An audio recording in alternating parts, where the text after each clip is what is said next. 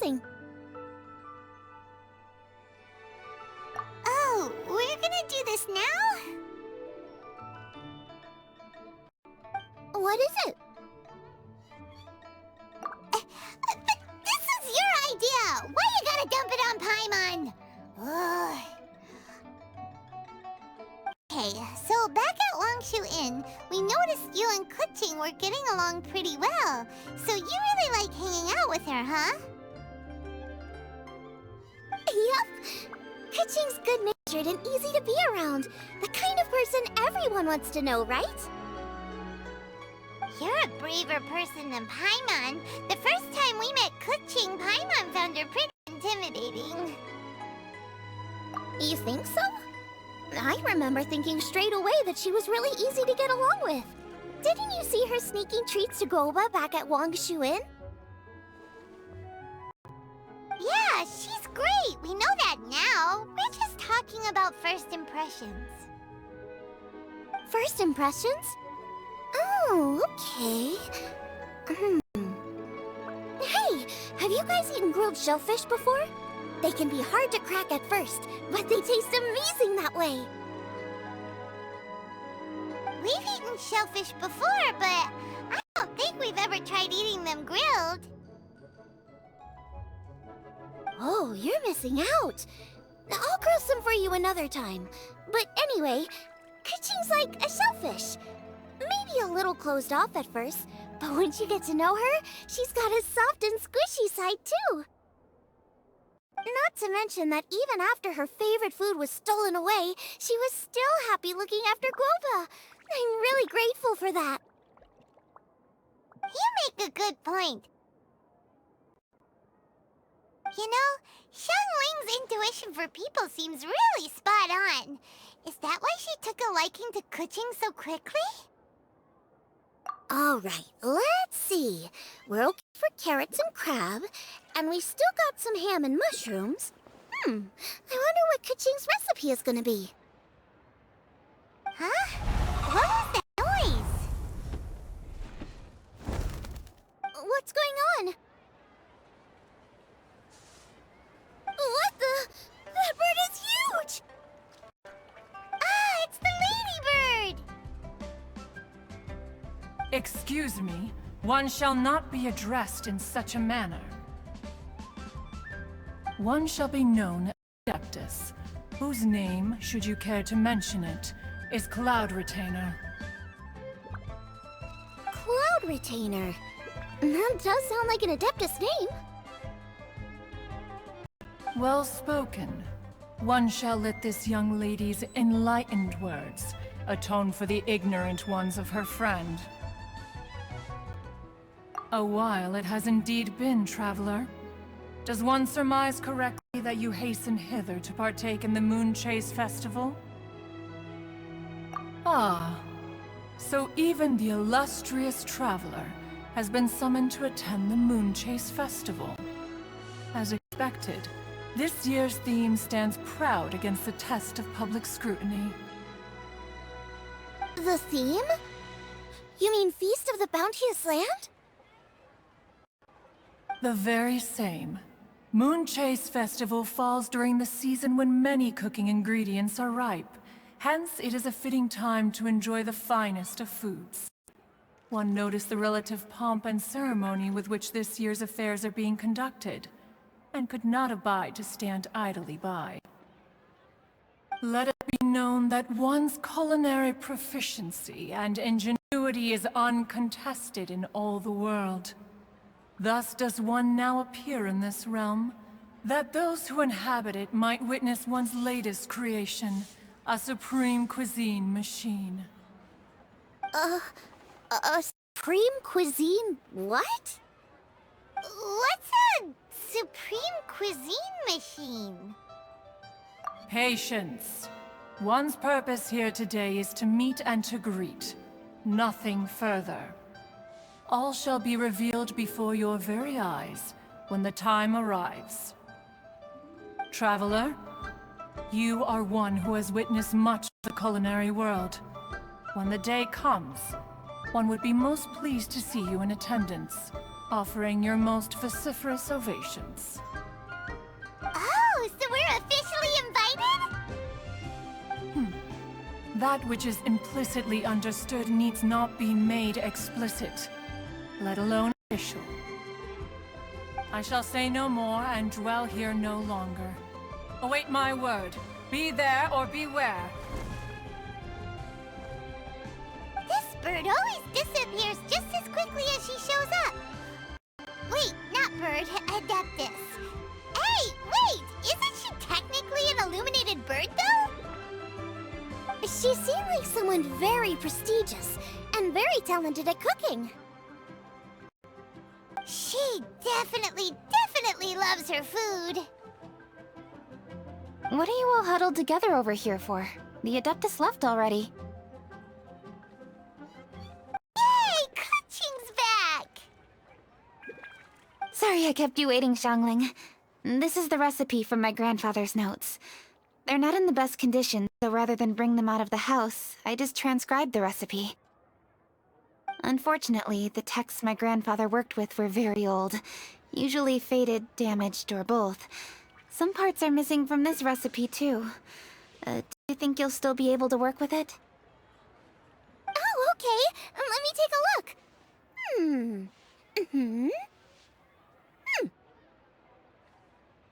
Give me some time. I need to look into it. Sorry for the trouble.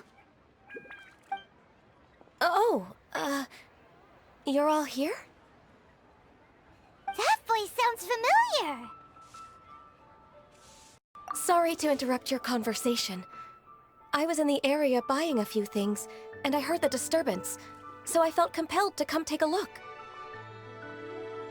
You mean Cloud Retainer? I saw her too. She just suddenly showed up right in the middle of the street. Whatever adeptal power that was, she certainly knows how to make an entrance. Lady Kuching, you saw her too? Do you, have a moment? I need to discuss something with you. What is it, Ganyu? Has something urgent come up while I've been out? No, it's nothing work-related. I wanted to ask about, something personal. Is that okay?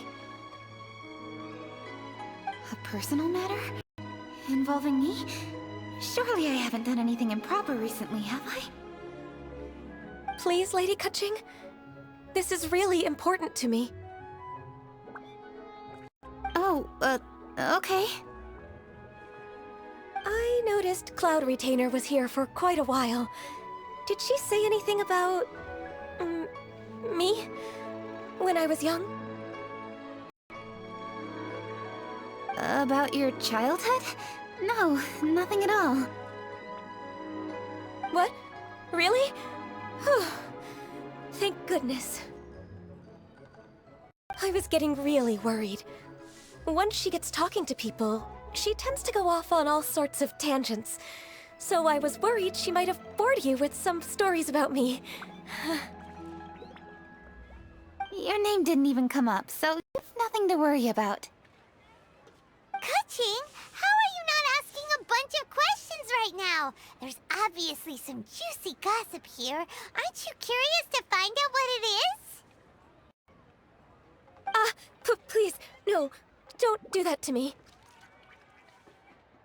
Of course not. Whatever it is, I'm not curious and I'm not going to ask. If Ganyu has a secret and she wishes to keep it that way, nobody should make it their business to try and get it out of her. That's just basic decency, is it not? Yes, ma'am. Paimon will never bring it up again. Kuching, thank you. You're so kind and considerate. I've always seen that in you. What's that got to do with... Honestly... Go on, you should be getting back now. Oh my, you're right. I should. Okay, everyone. Please excuse me. I should get back to work now. Take good care of Kuching for me. Hey, what are you trying to say? break on you. We will. Thanks. Hope to see you again soon.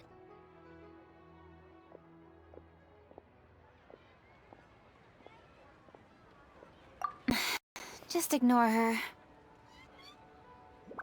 Hey everyone! I just had an idea! It only occurred to me when that Adeptus showed up. Do you think the Stove God could be an Adeptus too? Ooh, could be. I don't want to assert either way, but it seems highly likely. In that case, we could go ask the Adepti about it. I think my master might be able to help. Master? You mean your teacher is an Adeptus? Uh-huh. She's over at Eugene Terrace. Come on, I'll introduce you.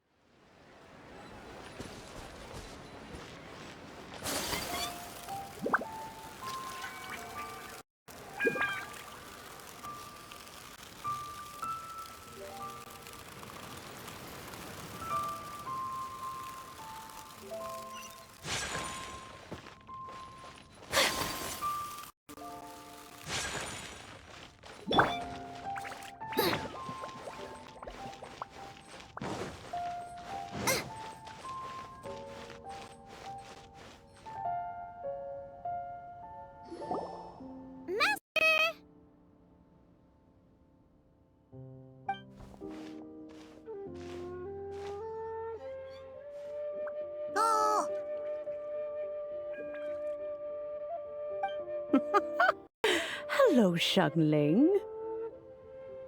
Madam Ping is Xiangling's master? I did not expect that. Master, how are you keeping these days? Are you well? Oh, very well, thank you. What a surprise it is that you all had the time to come and visit me today. Hello. Master, we came here because we have a question for you. Do you know about the Stove God? Of course I know the Stove God. Does this mean you know them personally? Ah, I see. It's the Moonchase Festival, isn't it? How interesting. So you came to hear some stories about the Stove God. That's right. We're investigating something that happened recently.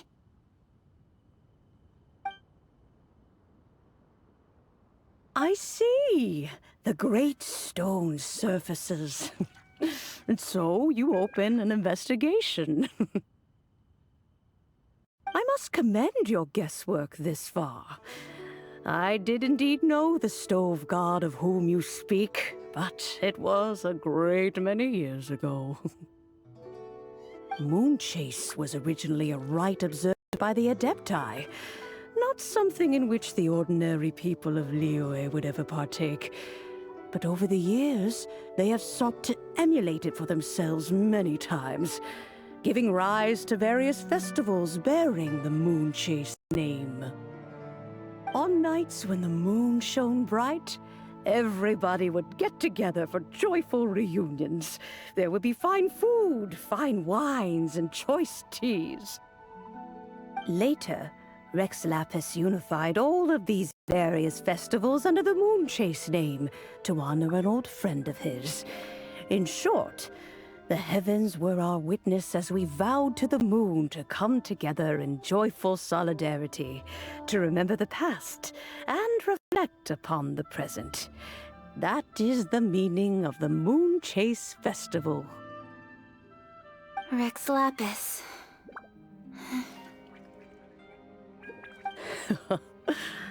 That friend made many contributions to Liyue, and Rex Lapis would not have them go unrecognized. Turning this season into a commemoration of his old friend was also a way to honor that friendship. I can only presume that the Stove God Festival was one of the many subsumed into the Moonchase Festival. In the hands of Rex Lapis, our nation's traditions were faithfully upheld. It is to their detriment that we must now be the ones to inherit this duty.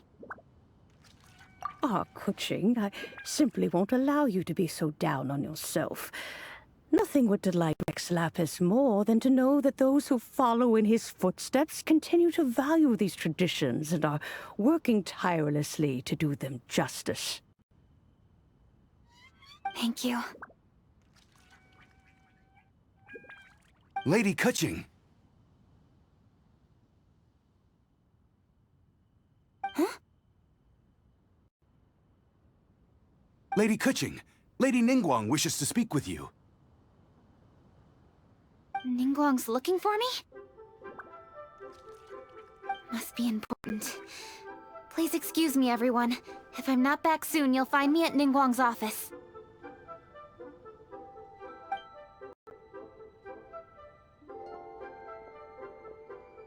There she goes. Kuching's a lot more serious when she's got her work face on. Do you want to know who Rex Lapis's friend was? Oh! Paimon does! Yes, precisely. There are few genuine coincidences in the world.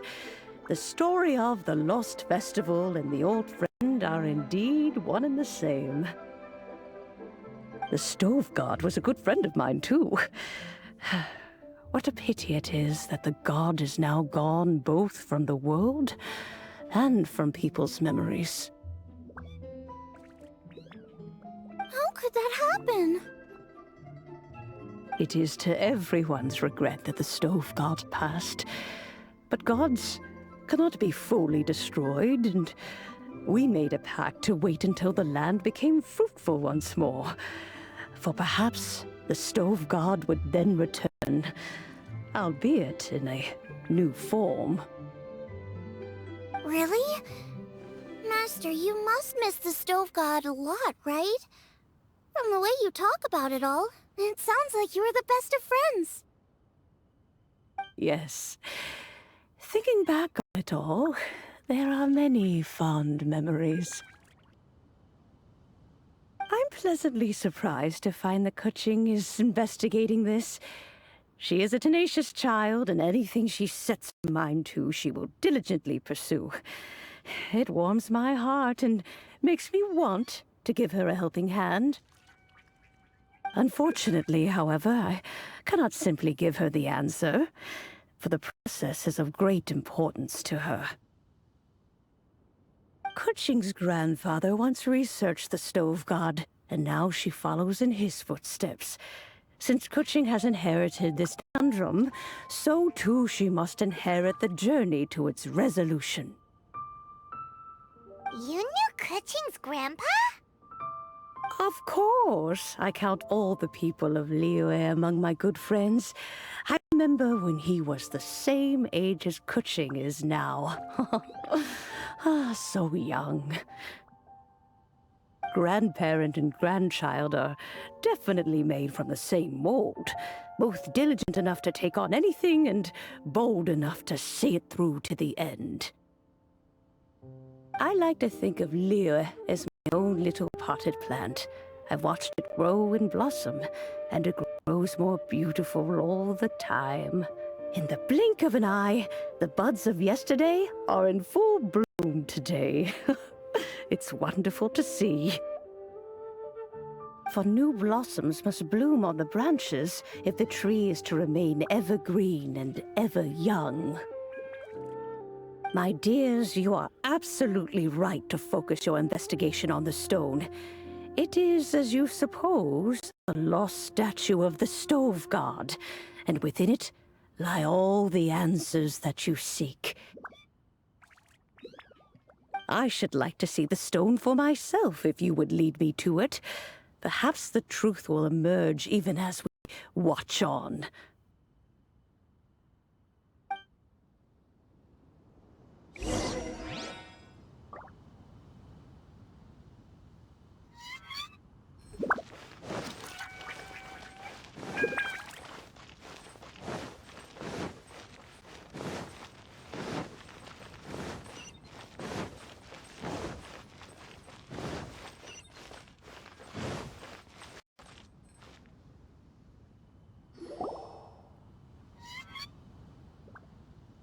You're all here. I was just about to send someone to fetch you. Kuching, has the stone undergone any changes? A crack has appeared in one corner, but we still can't tell what's inside. What happened?